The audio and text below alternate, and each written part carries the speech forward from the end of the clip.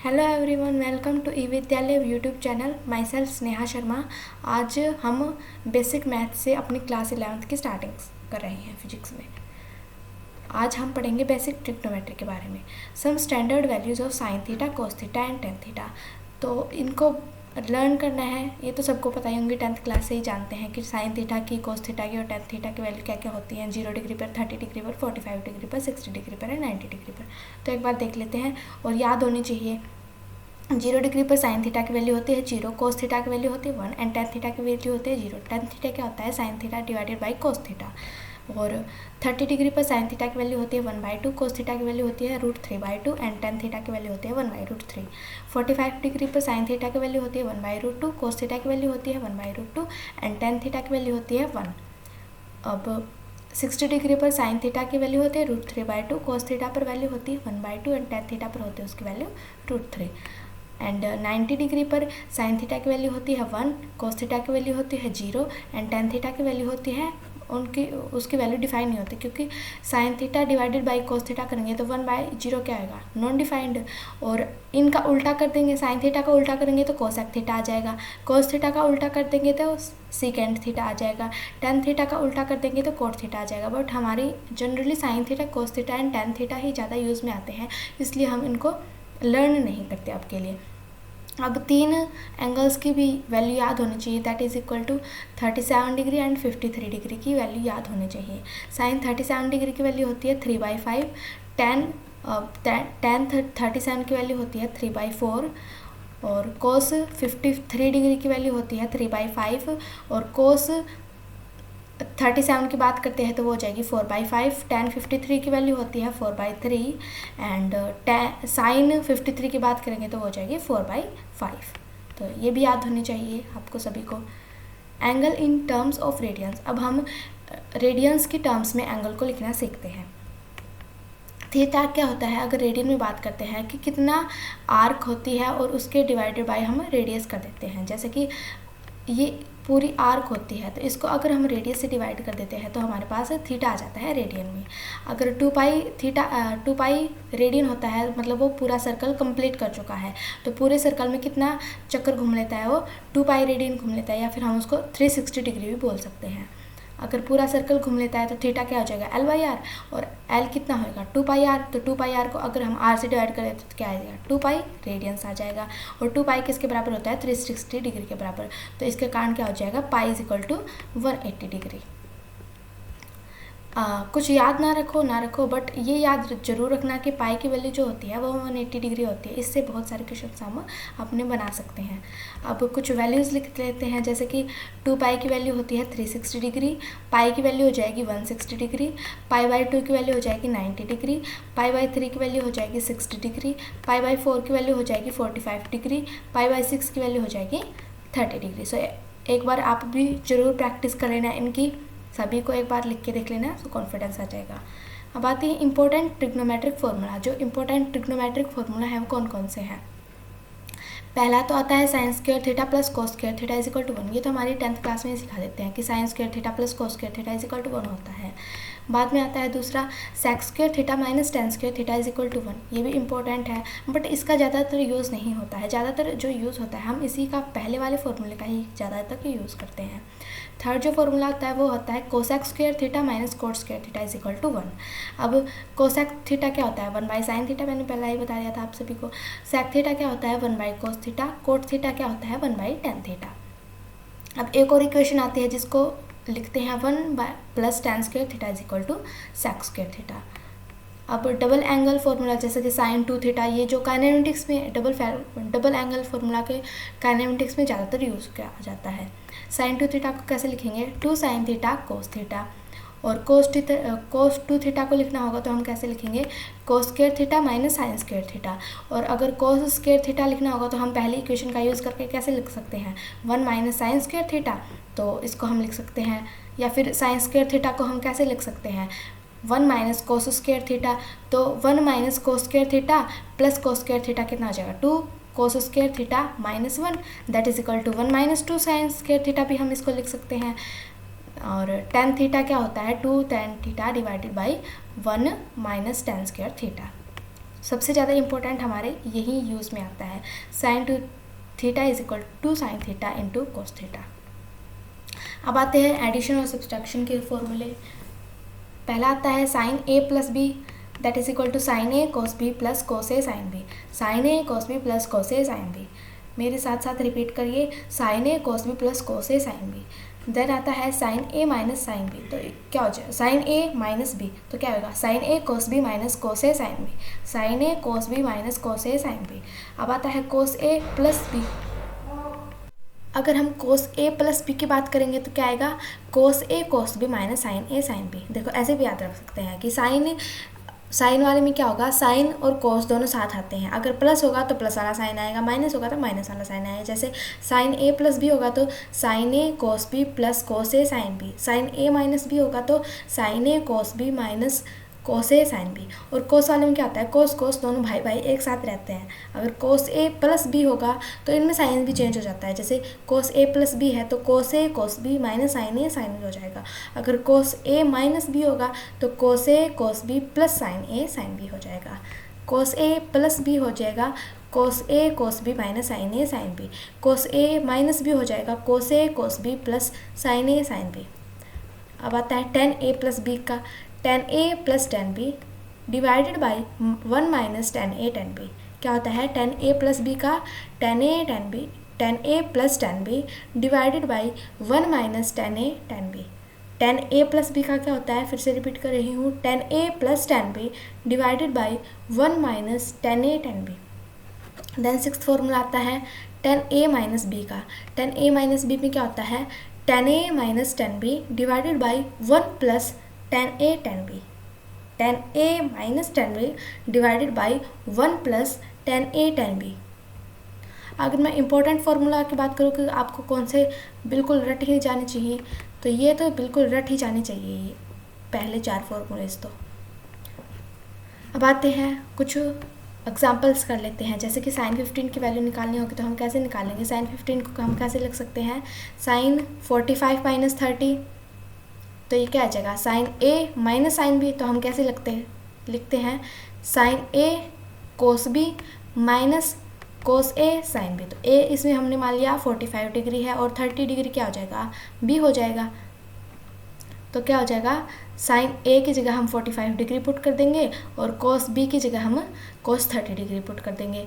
अब कोस ए की जगह हम 45 डिग्री पुट कर देंगे, साइन बी की जगह हम साइन 30 डिग्री पुट कर देंगे। तो क्या होगा, साइन 45 डिग्री की वैल्यू क्या आती है, 1/√2। कोस 30 डिग्री की वैल्यू क्या आती है, √3/2। और कोस 45 डिग्री की वैल्यू होती है 1/√2 एंड साइन 30 की वैल्यू होती है 1/2। अब इनको सॉल्व करेंगे तो क्या आएगा, 2√2 हमने कॉमन निकाल लिया, फिर आएगा √3 - 1। और ये रेशनलाइज करने के लिए हम क्या कर देंगे, दोनों तरफ, क्योंकि मैथमेटिकल टर्म्स में हम रूट को नीचे नहीं रखते, इसलिए √2 और √2 दोनों को ऊपर नीचे से मल्टीप्लाई और डिवाइड कर देंगे। तो इसको क्या हो जाएगा, √3 - 1 की अगर √2 से मल्टीप्लाई करेंगे तो √3 × √2 is equal to √6 minus √2 divided by 2√2 × √2 is equal to 2 × 2 that is equal to 4। तो इसकी सिंप्लीफिकेशन आ जाएगी। देन दूसरा एग्जांपल हमारे पास क्या है, साइन 75 डिग्री की वैल्यू निकालनी। तो इसको हम कैसे लिख सकते हैं, साइन 45 डिग्री प्लस 30 डिग्री। तो इसमें क्या आ जाएगा, बस एक प्लस साइन का फ़र्क आ जाएगा। अगर हम इसमें प्लस साइन लगा देंगे तो यही वैल्यू आ जाएगी, √6 + √2 डिवाइडेड बाई 4। अब बहुत सारे बच्चे कन्फ्यूज होंगे प्लस कैसे लगा दिया, क्योंकि देखो इसमें क्या था, एक माइनस का ही तो साइन का चेंज हो रहा है और तो बाकी सेम ही तो है, कर ही लोगे अब तो। अब आता है क्वाड्रेंट्स एंड साइन कन्वेंशन वाला। पहले क्वाड्रेंट में क्या होता है, ऑल पॉजिटिव, मतलब जो जितने भी ट्रिग्नोमेट्रिक फंक्शन होते हैं वो सारे पॉजिटिव होते हैं। सेकंड क्वाड्रेंट में होता है सिर्फ साइन वाले फंक्शन जो होते हैं वो पॉजिटिव होते हैं। थर्ड क्वाड्रेंट में क्या होता है, जितने भी टेन वाले फंक्शन होते हैं वो पॉजिटिव होते हैं। एंड फोर्थ क्वाड्रेंट में क्या होता है, जितने भी कोस वाले जो फंक्शन होते हैं वो सारे पॉजिटिव होते हैं। आप ऐसे भी याद रख सकते हो कि ऐड शुगर टू कॉफ़ी, या फिर ऐसे भी याद रख सकते हो ऑल साइन 10 कोस, जैसी आपकी श्रद्धा भावना वैसे आप याद रख सकते हो। ऑल साइन 10 कोस, ऑल साइन 10 कोस, ऑल साइन 10 कोस, ऑल साइन 10 कोस। और फर्स्ट क्वाड्रेंट में एंगल कहाँ से कहाँ तक होता है, 0 से 90 डिग्री तक होता है। सेकंड क्वाड्रेंट में 90 to 180 डिग्री तक होता है। थर्ड क्वाड्रेंट में 180 to 270 डिग्री तक होता है। और फोर्थ क्वाड्रेंट में 270 डिग्री to 360 डिग्री तक एंगल होता है। और एंगल को हम हमेशा एंटी क्लॉकवाइज मेजर करते हैं। एंटी क्लॉकवाइज कैसे होता है, ऐसे घड़ी के उल्टे साइड में एंटी क्लॉकवाइज होता है। अब 90 वाले टर्म्स जहाँ पर आते हैं वहाँ पर हम एंगल को चेंज कर देते हैं। कैसे करते हैं, जो साइन वाला होता है वो कोस में चेंज हो जाता है, जो कोस वाला होता है वो साइन में चेंज हो जाता है, और जो टेन वाला है वो कोट में चेंज हो जाता है। अगर सिर्फ 90 और 270 में ही चेंज होते हैं, 180 आ जाएगा और 360 आ जाएगा तो हम उसको चेंज नहीं करेंगे ट्रिग्नोमेट्रिक फंक्शंस को। जैसे कि एग्जाम्पल है, साइन 90 माइनस थीटा क्या हो जाएगा, प्लस कोस थीटा, क्योंकि 90 माइनस थीटा कौन से क्वाड्रेंट में आता है, फर्स्ट क्वाड्रेंट में आता है, तो क्या होगा, सारे ट्रिग्नोमेट्रिक फंक्शन पॉजिटिव होते हैं वहाँ पर। तो sine 90 minus theta that is equal to plus cos theta. Cos 90 minus theta क्या होगा, प्लस साइन थीटा होगा, क्योंकि 90 माइनस थीटा में सारे ट्रिग्नोमेट्रिक फंक्शंस पॉजिटिव होते हैं। 10 90 माइनस थीटा क्या होगा, चेंज होके प्लस कोस थीटा में हो जाएगा। और फर्स्ट क्वाड्रेंट में सारे ट्रिग्नोमेट्रिक फंक्शंस पॉजिटिव होते हैं, इसलिए ये भी पॉजिटिव हो जाएगा। अगर साइन 90 प्लस थीटा दे रखा हो तो हम क्या लिखेंगे, प्लस कोस थीटा, क्योंकि सेकंड क्वाड्रेंट में साइन हमेशा पॉजिटिव होता है। और 90 प्लस किस में आता है, सेकंड क्वाड्रेंट में लाई करता है, बट वहाँ पर तो साइन पॉजिटिव होता है, तो इसलिए हम क्या करेंगे, प्लस कोस थीटा।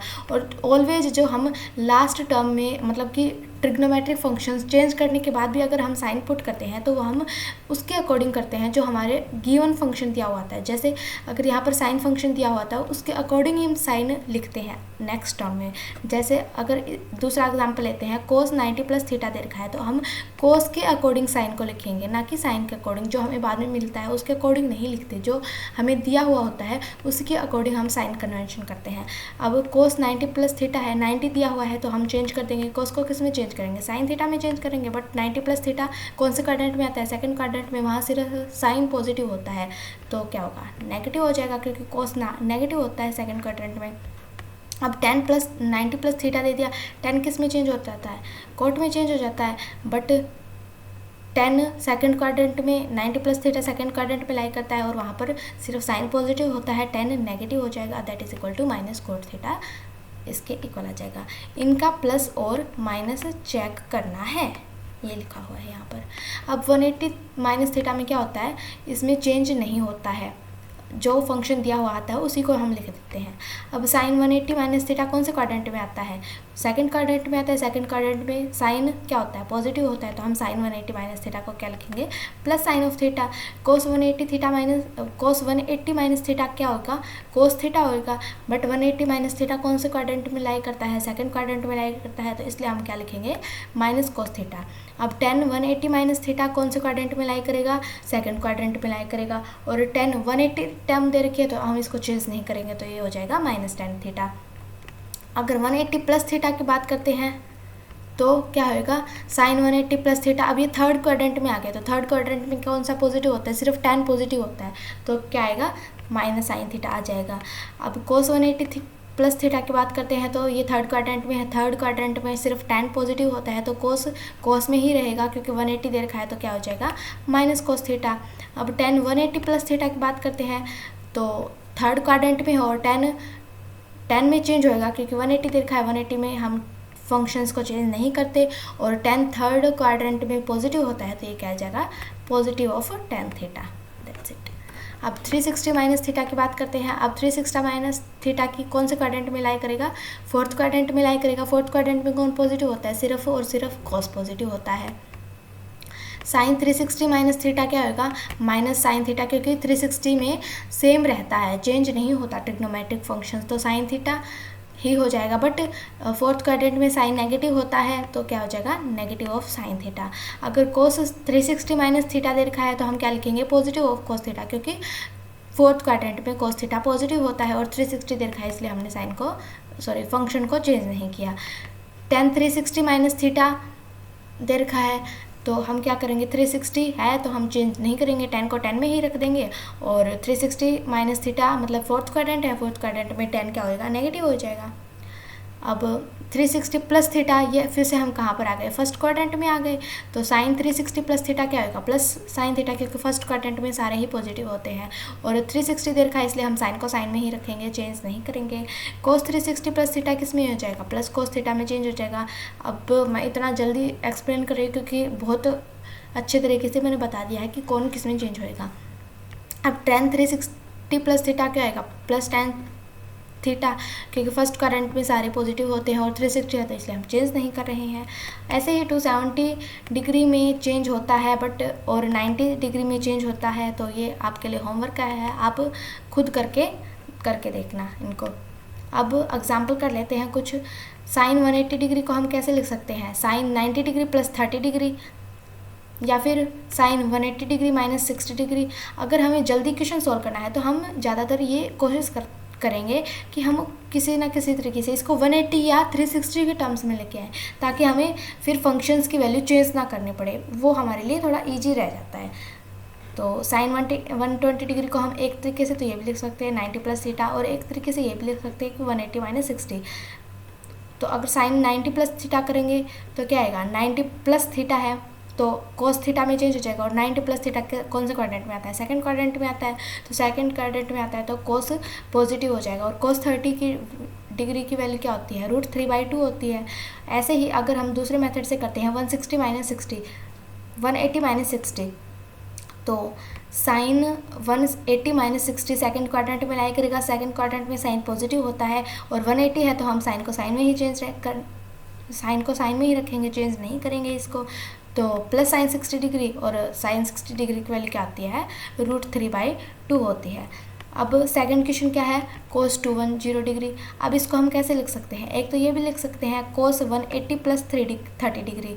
तो कोस 180 डिग्री प्लस 30 डिग्री कौन से क्वाड्रेंट में आएगा, थर्ड क्वाड्रेंट में आएगा। थर्ड क्वाड्रेंट में सिर्फ tan पॉजिटिव होता है तो कोस क्या आ जाएगा, नेगेटिव आ जाएगा, और 180 डिग्री दे रखा है तो हम कोस को कोस में ही रखेंगे, तो माइनस कोस 30 डिग्री हो जाएगा, और माइनस कोस 30 डिग्री की वैल्यू क्या आती है, √3/2 होती है। अब थर्ड क्वेश्चन क्या है हमारे पास, साइन 315 डिग्री की वैल्यू बतानी है। साइन 315 को हम कैसे लिख सकते हैं, 360 डिग्री माइनस 45 डिग्री लिख सकते हैं। अब ये कौन से क्वाड्रेंट में आ रहा है, ये आ रहा है हमारे पास फोर्थ क्वाड्रेंट में, और फोर्थ क्वाड्रेंट में क्या होता है, सिर्फ कोस पॉजिटिव होता है और सारे नेगेटिव होते हैं। तो 360 है तो साइन को हम साइन में ही रखेंगे, और फोर्थ क्वाड्रेंट में है इस कारण हम साइन को नेगेटिव, साइन के आगे नेगेटिव लगा देंगे। और साइन 45 डिग्री की वैल्यू क्या आती है, 1/√2, तो दैट इज इक्वल टू -1/√2। अब नोट है, trigonometric functions of an angle that is 2n pi plus theta where n is equal to 1, 2, 3, 4 will remain same। मतलब कि अगर हमारे पास कोई फंक्शन ऐसा आता है जो कि 2 पाई प्लस थीटा हो, 2n पाई प्लस थीटा हो, 2 × 2 जैसे 4 पाई प्लस थीटा हो, 6 पाई प्लस थीटा हो, 8 पाई प्लस थीटा हो, तो वो सारे सेम रहते हैं। साइन 2 पाई प्लस थीटा क्या होगा, साइन थीटा होगा।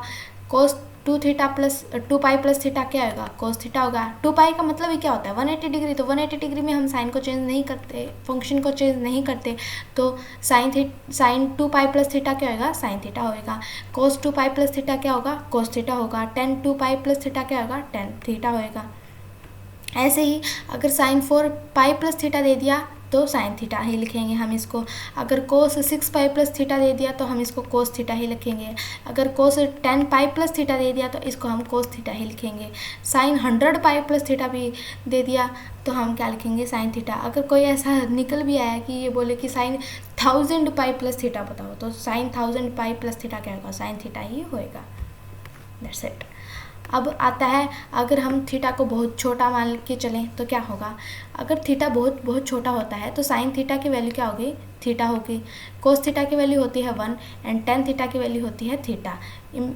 याद रखना है, बहुत इंपॉर्टेंट है, हमारे रे ऑप्टिक्स में बहुत यूज़फुल होती हैं ये चीज़ें कि साइन थीटा, कई बार साइन थीटा को हम थीटा के टर्म्स में लिख सकते हैं, साइन थीटा को हम tan थीटा मान लेते हैं। तो ये बहुत इंपॉर्टेंट है, हमारे रे ऑप्टिक्स में बहुत बार काम आता है। अगर थीटा बहुत बहुत छोटा होता है, मान लो 5 डिग्री के आसपास होगा, तो हम बोलते हैं कि थीटा जो है वो बहुत छोटा है। अगर 5 डिग्री के आसपास हुआ तो हम बोलते हैं कि थीटा बहुत छोटा है, तो उसके लिए हम क्या बोलते हैं, साइन थीटा वो है, हम थीटा ही लिख लेते हैं। बट थीटा जो है वो सिर्फ हम रेडियन में ही पुट करेंगे, ना कि डिग्री में पुट करते हैं। फिर पाई डिग्री को हमें किस में कन्वर्ट करना पड़ेगा, रेडियन में कन्वर्ट करना पड़ेगा। कोस थीटा क्या होता है, कोस थीटा होता है 1 और टेन थीटा क्या होता है, थीटा। इसी वजह से क्योंकि साइन थीटा भी थीटा आ रहा है और टेन थीटा भी थीटा आ रहा है, तो इसी वजह से हम साइन थीटा को कई बार टेन थीटा भी लिख देते हैं रे ऑप्टिक्स में, जब थीटा बहुत बहुत छोटा होता है तभी। अगर हम डिफ्रेंशिएशन करते हैं, क्योंकि बहुत छोटी चीज़ों का तो हमें डिफ्रेंशिएशन ही करना पड़ता है, तो साइन डी थीटा का डिफ्रेंशिएशन क्या होगा, डी थीटा, क्योंकि साइन थीटा का थीटा होता है छोटे एंगल पर, तो इसका डिफ्रेंशिएशन क्या करेंगे तो क्या होगा, डी थीटा होएगा। और कोस डी थीटा का डिफ्रेंशिएशन करेंगे तो क्या होगा, 1 होएगा। और टेन डी थीटा का डिफ्रेंशिएशन करते हैं तो क्या हो जाता है, डी थीटा हो जाता है। अब नेक्स्ट टॉपिक है हमारा डिफ्रेंशिएशन।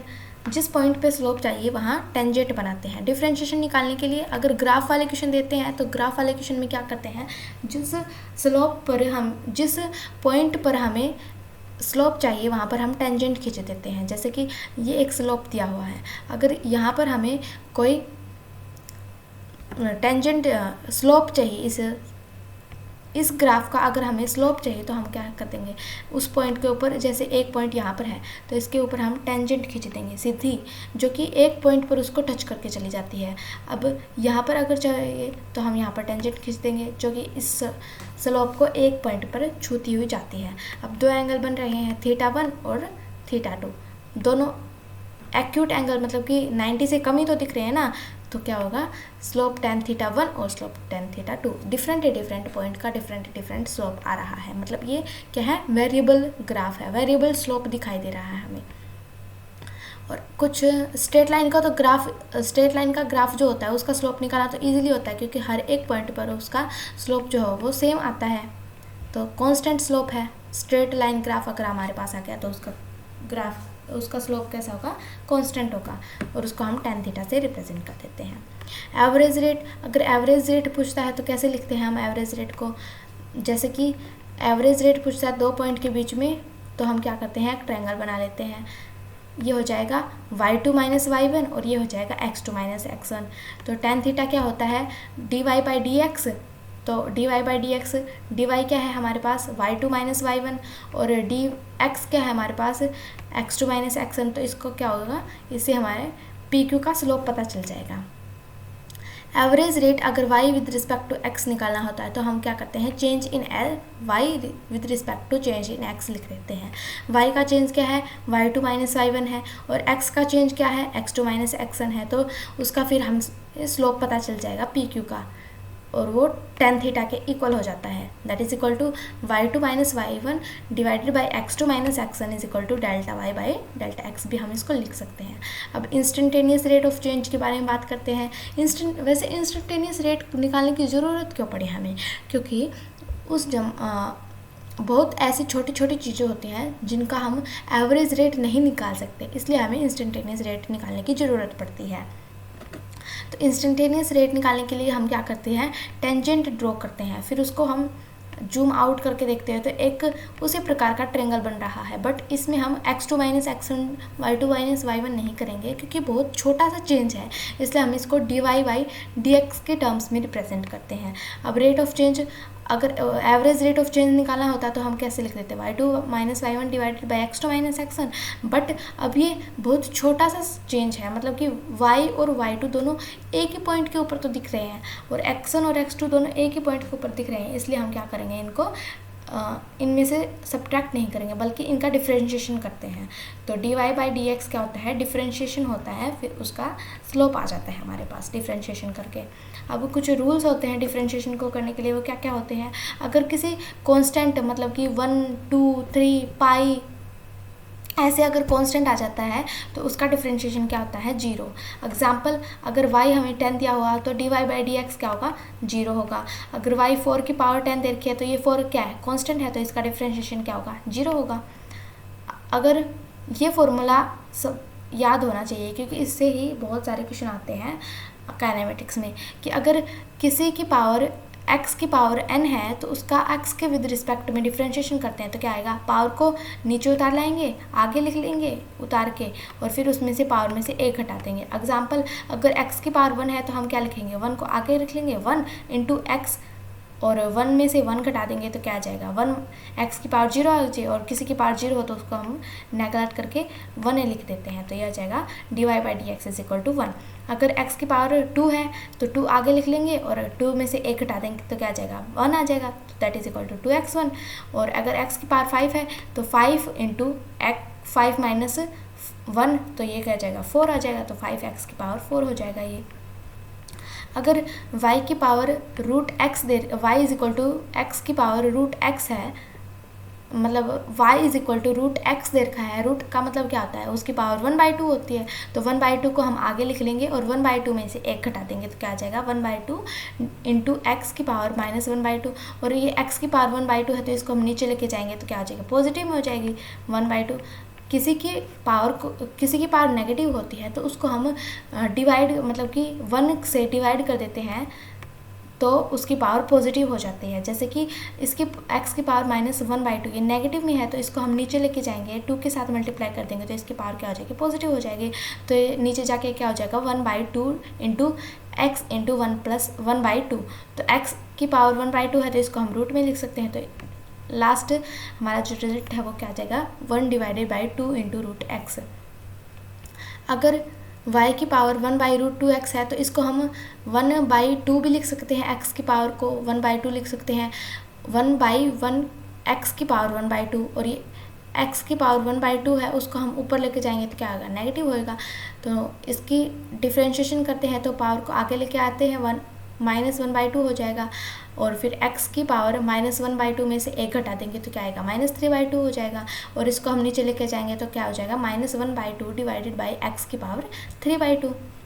अब एडिशन रूल क्या होता है, अगर हमें बहुत सारे ऐसे टर्म्स दिए होते हैं जो डिपेंडेंट होते हैं x के ऊपर, तो उनका हम कैसे डिफ्रेंशिएशन करते हैं, उनका अलग अलग डिफ्रेंशिएशन करते हैं। जैसे कि x² का अलग से डिफ्रेंशिएशन कर लिया, x3 का अलग से डिफ्रेंशिएशन कर लिया, 4 का अलग से डिफ्रेंशिएशन कर लिया, फिर उनको हम क्या करते हैं जोड़ देते हैं। जैसे कि x² का डिफ्रेंशिएशन क्या होगा 2 आगे लेके आएंगे और 2 की पावर -1 घटा देंगे तो क्या होगा 2 इंटू एक्स की पावर 1, तो 1 को लिखिए चाहे ना लिखिए दोनों सेम चीज़ होती हैं, तो इसका डिफरेंशिएशन क्या हो जाएगा 2x। ऐसे ही अगर हम x का क्यूब का डिफरेंशिएशन करते हैं तो क्या होगा 3 को आगे लेके आ जाएंगे और 3 में से 1 घटा देंगे तो क्या आ जाएगा 2, that is equal to 3x²। और 4 एक कांस्टेंट है तो इसका हम डिफरेंशिएशन करेंगे तो क्या आएगा कांस्टेंट आ जाएगा, दैट इज कांस्टेंट है तो इसका हम डिफरेंशिएशन करेंगे तो क्या आ जाएगा 0 आ जाएगा। फिर हम इनको ऐड कर देते हैं, that is equal to 2x + 3x² + 0। ऐसे ही अगर ऐसा कोई क्वेश्चन दे दिया जैसे कि t की पावर 4 + 1/2, तो इसका अलग से डिफरेंशिएशन कर लेंगे तो क्या होगा 4 इंटू t की पावर 3, और इसका अलग से डिफरेंशिएशन कर लेंगे तो t को ऊपर लेके जाएंगे तो क्या होगा t की पावर -1 हो जाएगी, -1 को आगे लिख लेते हैं और t इंटू -1 -1 घटा देंगे पावर, तो ये क्या हो जाएगा -1 इंटू t की पावर -2।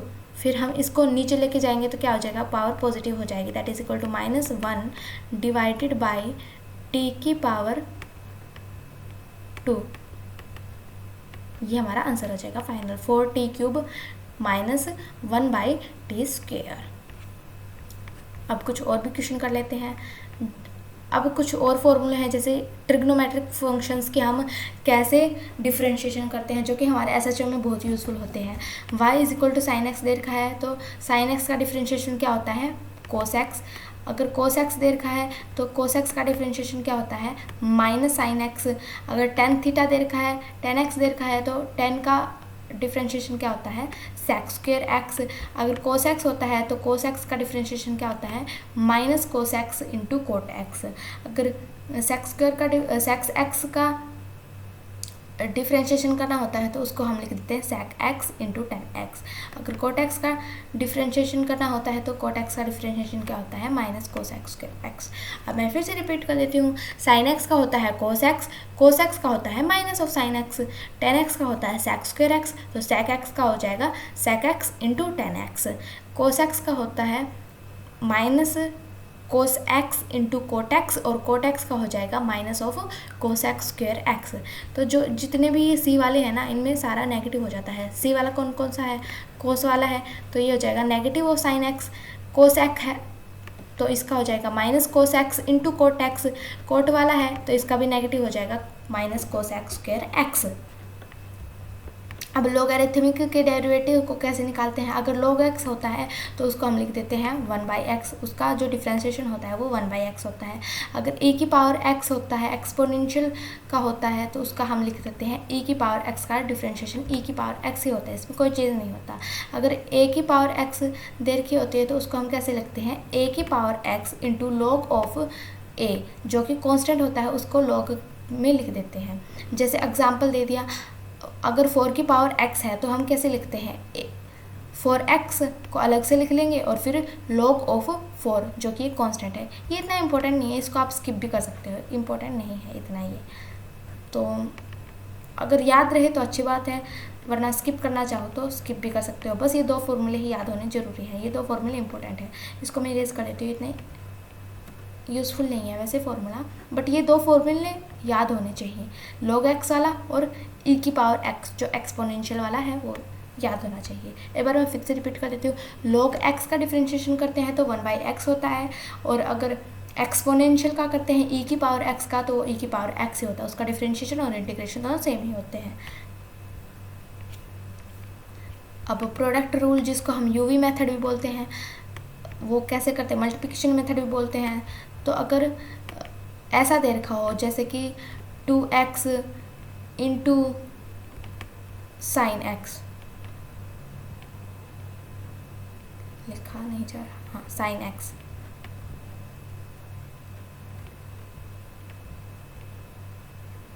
तो अगर हमें इस इन टर्म का डिफरेंशिएशन करना होगा तो हम यूवी मेथड का यूज़ करके इनका डिफरेंशिएशन करते हैं। यूवी मेथड क्या कहता है, पहला एज इट इज़ रखो, फिर दूसरे का डिफरेंशिएशन कर दो, फिर प्लस करो, देन दूसरा एज इट इज़ रखो और पहले का डिफरेंशिएशन कर दो। That is u into d v by d x plus v into d u by d x. फिर से रिपीट कर रही हूँ, पहला एज इट इज़ रखो, दूसरे का डिफरेंशिएशन कर दो, प्लस दूसरा एज इट इज़ रखो, फिर पहले का डिफरेंशिएशन कर दो। अगर हमें 2x इंटू साइन एक्स का डिफरेंशिएशन करना होगा तो हम कैसे रखेंगे, पहला as it is that is equal to 2x, फिर इंटू दूसरे का डिफरेंशिएशन, साइन एक्स का डिफरेंशिएशन क्या होता है, कोस एक्स होता है, कोस एक्स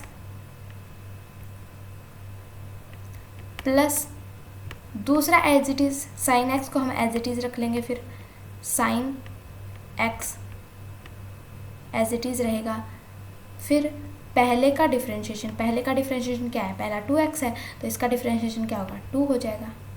दैट्स इट, बस इतना ही है। अब कुछ एग्जाम्पल कर लेते हैं, कॉन्फिडेंस आ जाएगा। y is equal to x cube into sine x, अब ये देखा है तो हम पहले क्या करेंगे, पहला एज इट इज़ रखेंगे दैट इज़ एक्स क्यूब, फिर हम साइन एक्स का डिफरेंशिएशन करेंगे तो क्या आएगा, साइन एक्स का डिफरेंशिएशन होता है कोस एक्स, प्लस अब हम दूसरा एज इट इज़ रखेंगे, साइन एक्स को एज इट इज़ रख दिया, फिर पहले का डिफरेंशिएशन करेंगे, एक्स क्यूब का डिफरेंशिएशन क्या होता है, 3x स्क्वायर होता है। बस आ गया, सिंपल, इतना ही होता है। अब अगर y is equal to x into log x का डिफरेंशिएशन करना होता है तो क्या करेंगे, पहला एज इट इज़ रखेंगे, पहला तो हम क्या करेंगे एज इट इज़ रखेंगे, x को एज इट इज़ रख लिया, फिर log x का डिफरेंशिएशन क्या होता है, 1/x होता है, प्लस दूसरा as it is log x को हम एज इट इज़ रखेंगे और फिर पहले का डिफरेंशिएशन करेंगे और x का डिफरेंशिएशन क्या होता है, 1 होता है। तो ये बस इतना ही, that's it solution. 1 plus log ex, x से x कैंसिल आउट हो जाएगा तो क्या होगा, 1 प्लस log x हो जाएगा आंसर। बस ये आंसर आया था। एक और एग्जाम्पल कर लेते हैं, अगर y is equal to e x into cot x देखा हो तो पहला तो एज इट इज़, दूसरे का डिफरेंशिएशन, कोट एक्स का डिफरेंशिएशन क्या होता है, minus cos x square x, plus दूसरा एज इट इज़, फिर पहले का डिफरेंशिएशन, तो ई एक्स का डिफरेंशिएशन क्या होता है, ई की पावर एक्स ही होता है। दैट इज आंसर हमारा आ जाएगा e x into cot x minus e x into cos x square x. अब एक और रूल होता है जिसको हम क्यूशेंट रूल या u बाई वी मेथड भी बोलते हैं, जो कि डिवीज़न रूल भी होता है। तो इसमें क्या होता है, पहला तो एज इट इज़ रहता है, सॉरी दूसरा, हाँ दूसरा एज इट इज़ रहता है। इसमें उल्टा करते हैं, पहले हम दूसरा पहले का डिफ्रेंशिएशन करते हैं। इसमें क्या होता है, दूसरा तो एज इट इज़ रखो, पहले का डिफ्रेंशिएशन कर दो, फिर माइनस साइन लगा दो, फिर पहला एज इट इज़ रखो, दूसरे का डिफ्रेंशिएशन कर दो, और जो दूसरा होता है जो कि डिवाइडेबल नीचे वाली डिनोमिनेटर वाली टर्म में जो होता है उसका स्क्वायर कर दो। फिर से रिपीट कर देती हूँ मैं। क्या करो, दूसरा एज इट इज़ रखो, पहले का डिफ्रेंशिएशन कर दो, फिर क्या करो, पहला एज इट इज़ रखो, दूसरे का डिफ्रेंशिएशन कर दो, और बीच में क्या लगा दो, माइनस।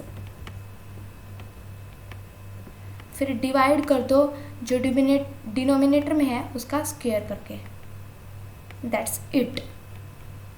फिर से लिखो, दूसरा एज इट इज़ रखो पहले, और पहले का डिफ्रेंशिएशन कर दो, माइनस पहला एज इट इज़ रखो, दूसरे का डिफ्रेंशिएशन कर दो, डिवाइडेड बाय डिनोमिनेटर वाले का स्क्वायर कर दो। बस सिंपल होता है। एग्जाम्पल कर लेते हैं। अगर x divided by sine x दिया है तो हम कैसे करेंगे, साइन x को एज इट इज़ रखेंगे और x का डिफ्रेंशिएशन कर देंगे। x का डिफ्रेंशिएशन क्या होता है, 1 होता है, तो 1 आ जाएगा। माइनस x को एज इट इज़ रखेंगे, साइन x का डिफ्रेंशिएशन करेंगे, साइन x का डिफ्रेंशिएशन होता है cos x, divided by sine x का स्क्वायर कर देंगे, तो that is equal to sine square x। अब ऐसे ही x प्लस 1 डिवाइडेड बाय x माइनस 1 दिया है तो क्या करेंगे, x माइनस 1 को एज इट इज़ लिख लेंगे, x माइनस 1 को एज इट इज़ लिख लेंगे, फिर x प्लस 1 का डिफ्रेंशिएशन करेंगे, x का अलग से करेंगे, 1 का अलग से करेंगे, दोनों को जोड़ देंगे।